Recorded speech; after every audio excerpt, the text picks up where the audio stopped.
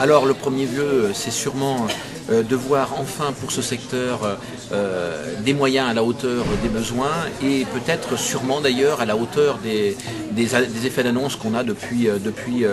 les présidentielles. Donc un cinquième risque qui reposera le plus largement possible sur une solidarité nationale et qui sera à la hauteur de la solvabilisation des moyens, des besoins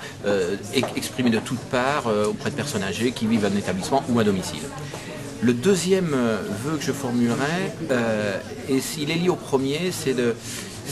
souhaiter de toutes mes forces que l'ensemble du secteur saura unir ses efforts au cas où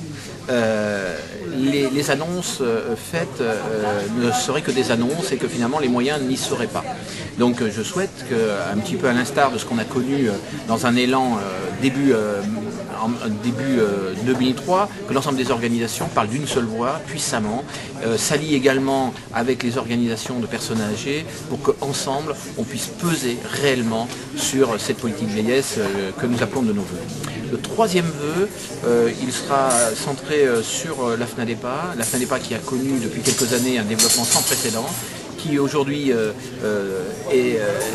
venu s'installer à Paris, qui s'organise, qui vient de recruter un nouveau cadre, qui sera en charge des politiques vieillesse, de la communication, de la publication et de la formation.